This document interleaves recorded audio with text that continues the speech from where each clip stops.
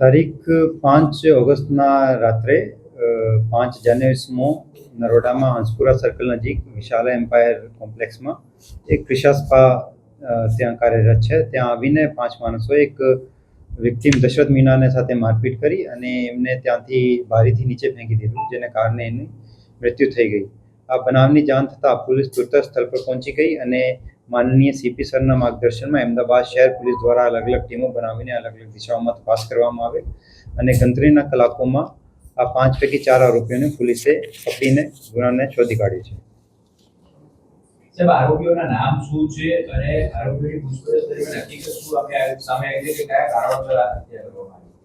એમાં જે 4 આરોપીઓ પકડ્યા છે એમાં વિશાલ હંસરાજભાઈ બારોટ, રોહિત ઉર્ફે ગબ્બર મુનેશભાઈ રાજપૂત, કરણ કેશાજી ચુનારા અને કિશન ચુનારા અને એક આરોપી જે પકડવા પર બાકી છે પરેશ વિશ્વકર્મા. આ બનાવનું કારણ આ છે કે વિશાલ અને એમને 2 મિત્રો વૈષ્ણવી અને ખુશ્બુ સાંજે 8 વાગે ત્યાં ક્રિશા સ્પામાં આવ્યા હતા અને ત્યાં વૈષ્ણવી અને ખુશ્બુની ત્યાં વિક્ટિમ દશરથ મીના અને જે ફરિયાદી જનક છે એને સાથે થોડી જીબાજોડી થઈ. વિશાલને એવું બીક લાગી કે એની ગર્લફ્રેન્ડ વૈષ્ણવી જોડે આ મરણ જનારે જીવાજોડી કરી છે, તો એની ખાર રાખીને એ પોતાના 4 મિત્રો સાથે રાત્રે આવીને મારપીટ કરી છે. સર, કઈ બાબતને લઈને આ જે વૈષ્ણવી અને ખુશ્બુ છે તે મરણ જનારના સ્પા ઉપર ગયા હતા? કયા કારણોસર બંને વચ્ચે બોલાચાલી થઈ? વૈષ્ણવી અને ખુશ્બુ એ ઓઢવમાં એક લોટસ સ્પા કરીને કાર્યરત છે, જ્યાં પોલીસે આજે ચેક કર્યું હતું અને ત્યાં નિયમોની પાલન થાય છે કે નહીં, કોઈ ગેરકાયદેસર પ્રવૃત્તિ ચાલે છે કે નહીં, આ બાબતે પોલીસે ત્યાં જઈને ચેકિંગ કરી હતી.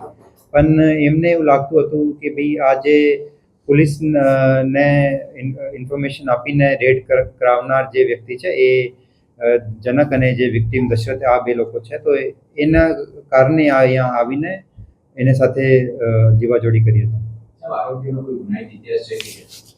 એમાં જે આરોપીઓ છે એમના તમામના અલગ અલગ પ્રકારના ગુનાહિત ઇતિહાસ છે અને અમદાવાદ શહેરમાં અલગ અલગ પોલીસ સ્ટેશનમાં એને વિરુદ્ધ ગુનાઓ નોંધાયેલા છે. એમાં જે કિશન ચુનારા ઉપર પ્રોહિબિશનનો ગુના છે અને ચોરીનો પણ ગુનાઓ છે. રોહિત ઉર્ફે ગબ્બર રાજપૂત ઉપર મારામારીનો અને ખૂનની કોશિશનો ગુનો છે. વિશાલ બારોટ ઉપર પણ મારામારીનો અને ચોરીના ગુનાઓ નોંધાયેલા છે અને કરણ ચુનારા ઉપર દારૂના અને મારામારીના અલગ અલગ ગુનાઓ નોંધાયેલા છે. સાહેબ, આરોપીને શંકા કેમ ગઈ કે આજે પોલીસે કાર્યવાહી કરી છે જે લોટસ સ્પા ઉપર એ જનકના કહેવાથી જ થઈ છે? એ જે વૈષ્ણવી અને ખુશ્બુ જે ત્યાં લોટસ સ્પામાં કામ કરે છે એ અગાઉ થોડા માસ પહેલાં અહીંયા ક્રિશા સ્પા ઉપર હતી, તો એમને એવું લાગ્યું કે અમે અહીંયાથી છોડીને ત્યાં ગયા છે, એની ખાર રાખીને એ પોલીસ દ્વારા અમારી ઉપર રેડ કરાય છે.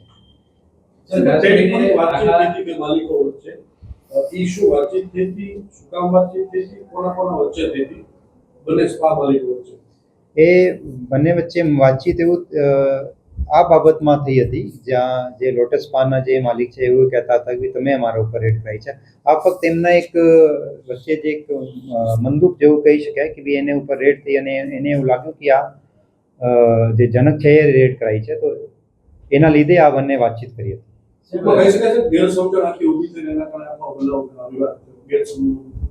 આ મોટા ભાગે કહીશ કે ભાઈ એને ઉપર આ રેડ થઈ અને એને એક શંકા લાગી કે એ જનક કર્યું છે અને એના કારણે એક બનાવ બન્યો. પણ જે મર્ડરનો મોટિવ મુખ્ય રૂપે આ નથી. મર્ડરનો મોટિવ જે છે એ જ્યારે આ જીબાજોડી થઈ અને વિશાલને એવું લાગ્યું કે એની ગર્લફ્રેન્ડ વૈષ્ણવી જોડે જીબાજોડી થઈ છે, એને કારણે આ એને હત્યાનો પ્રયાસ કર્યો છે. સર, ઘણી જે રિંગરોડની વાત કરીએ તો ઘણા બધા સ્પા આવેલા, સ્પાના નામ હેઠળ કેટલીક વખત ગેરકાયદેસર પ્રવૃત્તિઓ પણ થતી હોય છે.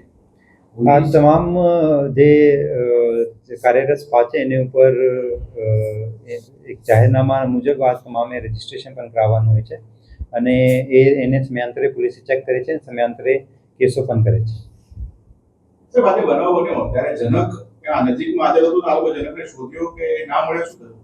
આ જનક એ વખત જ્યારે આ 5 લોકો આવ્યા તો ક્રિશા સ્પામાં ત્યાં દશરથ મીના જે વિક્ટિમ છે એ હાજર હતો અને એને સાથે મારપીટ કરી.